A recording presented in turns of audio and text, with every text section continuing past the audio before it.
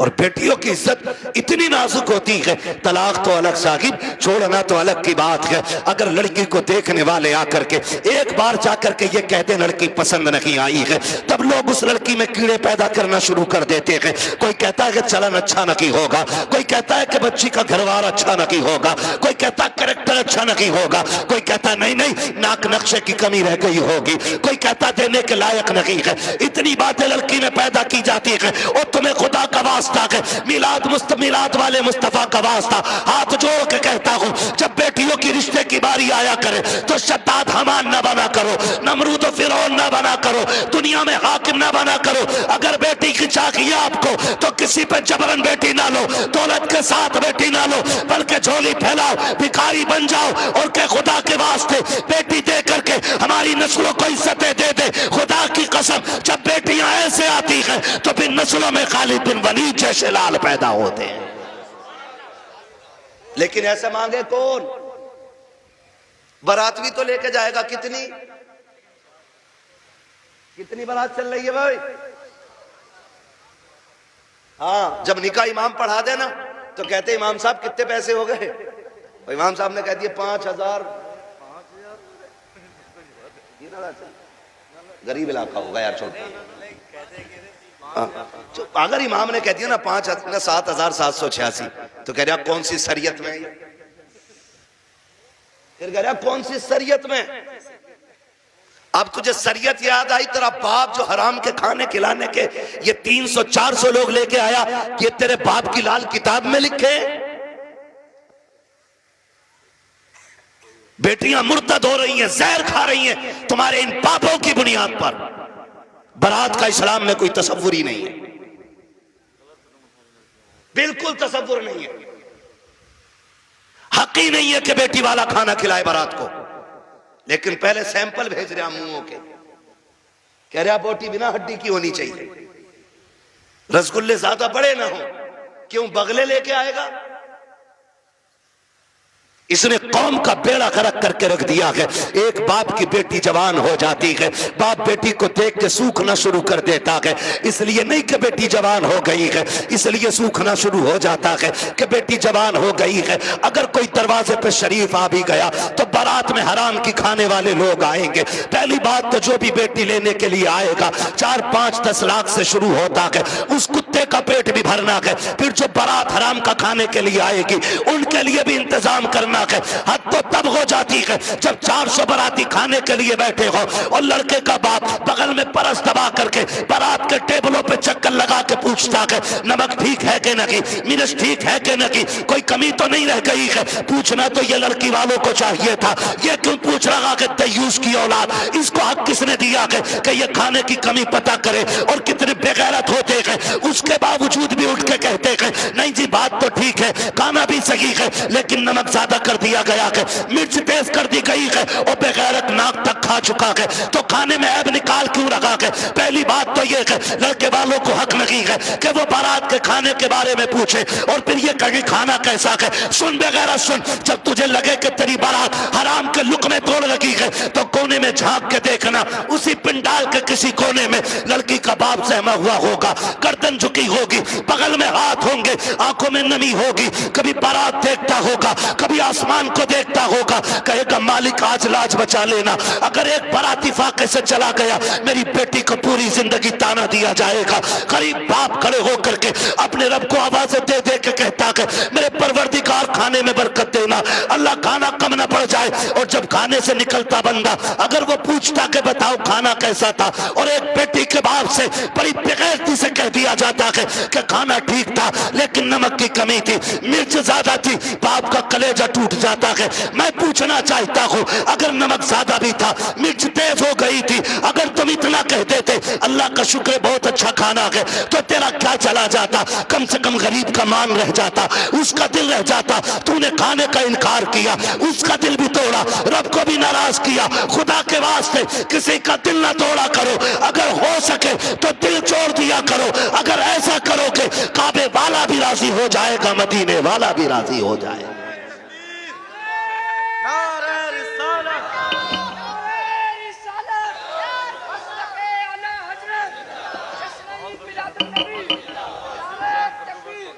सोच, तवज्जो है सारे लोगों की? जरा कह दे या रसूल अल्लाह। खाली जलसे करने से कुछ नहीं होने वाला। तुम्हारी बेटियां मुर्तद हो जाएं, भाग जाएं गैर के साथ, और तू तस्वीर लेके बैठा रहे। इस्लाम इसकी इजाजत नहीं देता है। इस्लाम इसकी इजाजत नहीं देता है। हर वो रास्ता बंद करो जो हमारी बेटियों को मुर्तद होने पे मजबूर कर रहा है। फला की गई है, हमारी थोड़ी गई ना। एक की गई तो सबकी चली गई। हो कहां पे? तुम्हें पता है, सोशल मीडिया चेक करो, लड़कियों से कलमा पढ़वाते वो मुसलमान थी। प्रूफ क्या है? सूरह इखलास पढ़ रही है बच्ची, तो बताना मकसद ये नहीं होता है कि अब्दुल रशीद की बेटी है देखो कलमा पढ़ रही है। वो ये बताना चाहते हैं मोहम्मद अरबी की दीन का कलमा पढ़ने वाली हमारे धर्म में आई है। हिसाब देना पड़ेगा कयामत में इसका, कि तेरे दरवाजे पे दौलत रख के घुन गई और गरीब की बेटी मजहब छोड़ के चली गई। तूने दीन के लिए क्या किया था? ऐसे लोगों की दौलत को अल्लाह सांप बना के गले में डालेगा, और तब कोई पीर बचाने नहीं आएगा। लिखो मेरी बात, तेरे किए का तुझी को भरना है। रस्में बना लिए, अब्बा दफन हो रहा, बेटा कब्र पे खड़े हो रहा, मेरे अब्बा की गलती हो तो माफ कर देना। क्यों? तू कौन होता माफी मांगने वाला? गलती बाप ने की थी, माफी बाप को मांगनी चाहिए। अल्लाह कहता मुंह बंद कर, किताब बंद हो गई उसकी गलतियों का हिसाब उसे देना, अब तुझे नहीं। आने दे, इस दिन का मेरा ऐलान था, कब्र में लिटा के इतना तोड़ूंगा कोई बचाने वाला नहीं मिलेगा। आज आ गया है वो दिन। मेरे बाप की गलती माफ कर देना। थप्पड़ तेरे बाप ने मारा था गरीब के, तूने नहीं मारा था। कमजोर को जलील तेरे बाप ने किया था, तूने नहीं किया था। माफी तेरे बाप को मांगनी चाहिए थी। रस्में बना लिए, खाली रस्में। यही मर्दों के हाल है, और औरतें भी कम थोड़ी है। मर जा तो उसके कपड़े नोच लेती है। हाय जी माफ कर जाओ, हाय जी माफ कर जाओ। अब कुछ नहीं होने वाला। जीते जी एक दूसरे से माफियां मांग लो, जीते जी एक दूसरे से अपनी गलतियों का निपटारा कर लो, वरना कोई बचाने वाला नसीब नहीं होगा। कोई बचाने वाला नहीं मिलेगा। इसलिए कि हुकूकुल इबाद का मामला बड़ा सख्त है, बड़ा सख्त है। अपनी सी कोशिश तो करो यार। आका फरमाते तू अपनी सी कोशिश कर, फिर जहां नहीं बनेगी वहां बात बनाने के लिए मैं आ जाऊंगा। हज़रत फरमाते वुसअतें दी हैं खुदा ने दामन महबूब को, जुर्म खुलते जाएंगे आका। आका मैं फ्री में जन्नत नहीं बांट सकता, माफ कीजिएगा। अगर फ्री की जन्नत के लिए बैठे हो तो मेरी जन्नत नहीं, जन्नत हसनैन के नाना की है। जन्नत उसे मिलेगी जिसे हुजूर चाहेंगे, लेकिन हम अपने आप को बदलें। कितने लोग जन्नत में जाना चाहते हैं? नौजवान बताएं, नौजवानों को मैंने हाथ उठवाएं। जिनके निकाह हो गए वो हाथ नीचे कर लें, जिनके नहीं हुए वो हाथ ऊपर रखें। जिनके नहीं हुए ठीक है ना, अब हाथ नीचे कर लो आप। इतने लोग यहां बैठे, बताओ जन्नत में जाना चाहते हैं कि नहीं हम लोग? एक आसान तरीका बताऊं। आसान तरीका यह है, बिना डिमांड किए किसी गरीब की बेटी को अपने घर की इज्जत बना लो। तुम्हें मरने में देर लगेगी, रब को कब्र को जन्नत बनाने में देर नहीं लगेगी। हाँ, कितने लोग वादा कर रहे हैं इंशाअल्लाह जहेज की डिमांड नहीं करेंगे। क्या बात है, सलामत ने हुजूर आपके हाथ देखें। अल्लाह करे इस महफिल की, उन्होंने नीचे कर लिया हाथ। हाँ। नहीं वो लगने गई होगी, अब्बा ने कही होगी मुंह तोड़ दूंगा तो बुलेट ना मिली तो। अब्बा भी बड़ा बेगैरत होता, हाथ नीचे करो, अब्बा याद आ गया। 1 मिनट नहीं बैठागा अब्बा को बुलेट पे ही, और अब्बा लिस्ट में सबसे ऊपर बुलेट लेके घूम रहा। हाँ, 1 मिनट नहीं बैठागा बुलेट पे अब्बा को, और अब्बा के हाथ में इतनी लंबी लिस्ट है। पिलाई पूछ दिया बेड में क्या इंची वाली है, 1 दिन नहीं बैठेगा बुढ़ा बेड पे। और गरीब का जीना हराम करने में सबसे आगे है। नहीं अब्बा ही कर रहा है। तो कितने लोग जन्नत में जाना चाहते हैं? नौजवान जरा बताएं। मैं आसान तरीका बता रहा हूं। सारे जाना चाहते हैं ना? हाथ नीचे कर लो, खुदा सलामत रखे। पूर ससुर के देने से नहीं पड़ती है, किसके देने से पड़ती है? बहुत कमजोर लोग हो यार। हमारा रब कौन है? तब पता है ना, तो फिर बोलो किसके देने से पूर पड़ती है? तो ससुर से मांगना चाहिए कि अल्लाह से? बोलो किससे? तो इसे कुत्ता ना कहूं जो ससुर के आगे यूं कह रहे हैं 10 लाख चाहिए, कोई दिक्कत ना ना।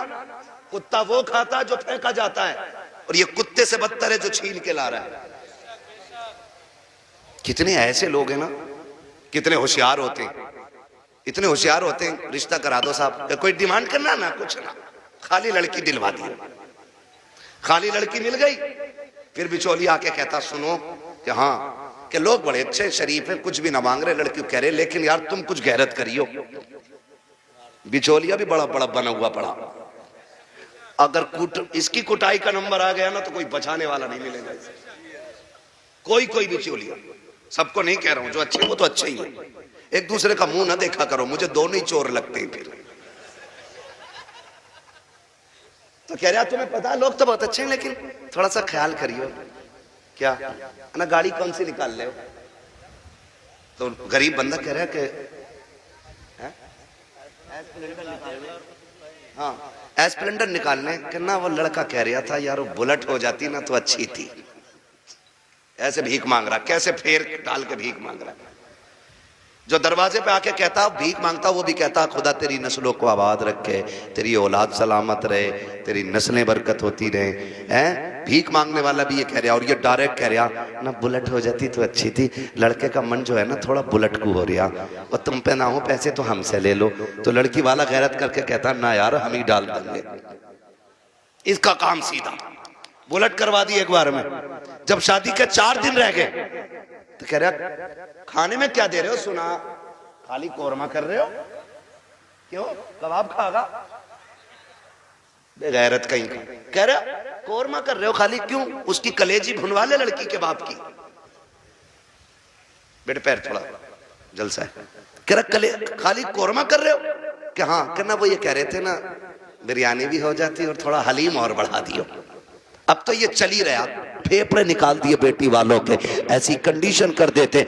अभी कुछ दिन पहले की बात थी, एक न्यूज शाये की गई, एक बाप ने बेटी की शादी से 4 दिन पहले फांसी लगा ली। क्यों फांसी लगाई? तारीख का ये बाप इस दौर के कलंक बन करके माथे पे चमकता रखेगा, सिर्फ इसलिए कि जब बेटी के निकाह के 3 दिन बाकी रह गए थे तब ससुराल वालों ने लिस्ट बनाकर जहेज की भेजी। उसमें महंगे महंगे सामान भी थे। गरीब बाप जब शाम को घर पे आया, खाने के लिए बैठा तो लुक़्मे हलक से नहीं उतरे। बेटी बेटी होती है समझ गई। अब्बा बात क्या है, क्यों नहीं खा रखे हो? कहा बेटी कुछ नहीं है। अल्लाह अकबर बेटी कहती है अब्बा मेरी वजह तो नहीं है? कहा नहीं बेटी तेरी कोई वजह नहीं है। तारीख गवाह है कि वो बाप जो दिन भर ठेला लगाता था, जिसको बाप की बेटे की रुखसती करनी थी, उस बाप ने रात के सन्नाटे में फांसी लगा करके अपनी मौत को गले लगाया। अगले दिन लाश जब उतारी गई, जेब के अंदर से कागज मिला, उसमें लिखा हुआ था मेरे रिश्तेदारों मैं इस लायक नहीं हूं कि तुम्हारी खुशी पूरी कर सकूं, और बेटी को नाकामी का चेहरा नहीं दिखा सकता था, इसलिए मैं दुनिया छोड़ के जा रहा हूं। अगर मेरी लाश तुम्हारे काम आ जाए तो इससे फायदा उठा लेना। तुम्हें खुदा का वास्ता इन हालात में बेटी वालों को मत लाओ। कैसे मौतें हो, अगर ऐसे मौतें होंगी तो ना कोई यहां बचाने वाला मिलेगा ना वहां बचाने वाला मिलेगा। आसान करो शादियों को, करेंगे इंशाल्लाह आसान करेंगे। कितने लोग जहेज नहीं मांगेंगे? वो हाथ उठा के बता देंगे। वो बुढ़े भी हाथ उठाते जिन्हें बेटों के लिए नहीं लेना। हाथ देखो कौन नहीं उठा रहा है? नहीं सारे उठाएं एक साथ। जवान भी जिन्हें, सुनो पहले समझ लो सही से। हाँ वो जवान हाथ उठा के वादा करें जिनकी शादी नहीं हुई है कि हम जहेज मांगेंगे नहीं। और वो बूढ़े जिनकी औलाद है वो ये वादा करें हम अपनी औलाद के लिए सवाल नहीं करेंगे किसी से। कर सकते वादा? कितने लोग कर रहे हैं? जरा हाथ उठा दे। अल्लाह का शुक्र है, बस हाथ नीचे रख लो, इतनी हुजूर के गुलाम काफी थे। बाकी को तो देख लेना मैदान महशर में, सब पता चल जाएगा। बस इतने लोगों ने हाथ उठाया। अल्लाह करे इतने लोग ये डिमांड बंद कर देंगे ना, तो अगर ये 200 लोगों के हाथ उठे ना तो इंशाल्लाह 200 बेटियों का जीना आसान हो जाएगा। और मेरा नबी आया ही बेटियों की जिंदगी आसान करने के लिए है। इसलिए 12वीं की इस महफिल में मैं बेटियों की इज्जत के हवाले से कहना चाहता हूं, खुदारा इतना आसान कर दो निकाह कि बेटियां सुबह फजर में उठ के कहा करें शुक्र मालिक तूने हुजूर की उम्मत में पैदा कर दिया है।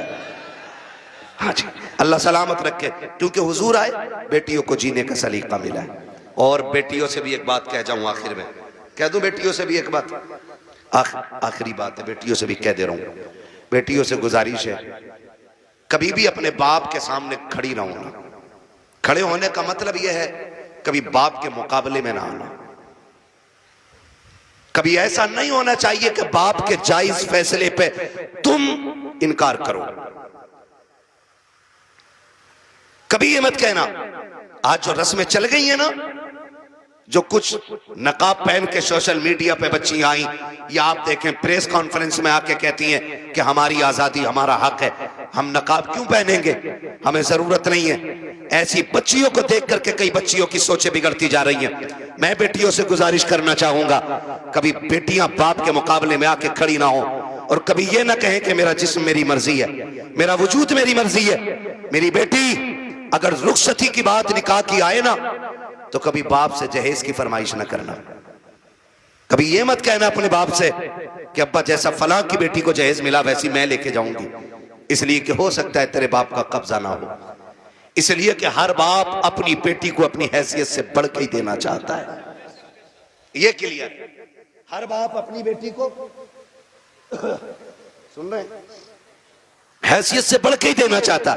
इसलिए बेटियों से गुजारिश है, अगर रुखसती की बारी आए और बाप पूछ भी लेना, बेटी बता क्या क्या चाहिए, तो उसके कदमों में बैठना और उसके आगे दुपट्टे की झोली बनाना, कहना अब्बा अगर देना है ना तो चंद मोहब्बत की दुआएं बेटी की झोली में डाल दे, इसलिए कि तेरी दी हुई महंगी वॉशिंग मशीन 4 साल में खत्म हो जाएगी, तेरा दिया हुआ फ्रिज 3 साल में गल जाएगा, तेरी दी हुई बाइक साल 2 साल 10 साल में टूट जाएगी।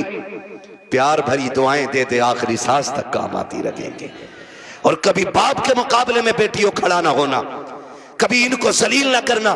मुझे तो हैरत होती है वो बेटियां जो बाप की मर्जी के बगैर किसी के साथ भाग जाती हैं, उनकी हिम्मत कैसे हो जाती है कि वह बाप के चेहरे पे कलंक लगा जाती हैं। उन्हें भरोसा कैसे हो सकता है 2 घंटे नाली पे बैठ के बात करने वाले नौजवान पर, कि जो अपने बाप की इज्जत की फिक्र नहीं कर सकता, वो तेरी इज्जत की रखवाली क्या करेगा।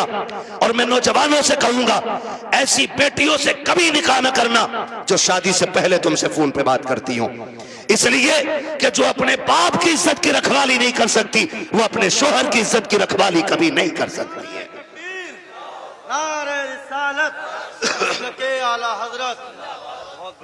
आपसे कहना चाहता हूं, मत कीजिए ऐसी बच्चियों से शादियां जो शादी से पहले आपके साथ फोन पे बात कर रही हैं, इसलिए कि जितना बाप ने एहसान तुम पे किया है ना बेटियों, तुम्हारा शोहर नहीं कर सकता है, नहीं कर सकता है। और ये तेरा मजनू लुल, ये 3 घंटे मच्छरों से कटवाने वाला नाली पे बैठ के और कह रहा तुझे चांद तारे दिखाऊंगा, जो खुद मच्छरों से नहीं बच रहा ये चांद तारे दिखागा। हाँ, और फिर बाप की इज्जत पे कालिक पहुंचने वाली बेटियों का अंजाम या तो फ्रिज में टुकड़े मिलेंगे, या बोरी में रोड पे मिलेगी, या ईख के खेत में टुकड़े मिलेंगे, या फ्रिज में पैक मिलेगी। इसलिए कि लव मैरिज के अंदर कितने दिल तोड़े जाते हैं, कितनों की इज्जतें उड़ाई जाती हैं, कितने दिलों से खिलवाड़ होता है, ये कोई नहीं जानता है। इसलिए इस तरह की शादियों पे लानतें बरसा करती है। अरेंज मैरिज कर, माँ बाप की मर्जी से कर, खुदा की कसम जिसमें सबकी रजा होती है उसी में खुदा की रजा होती है।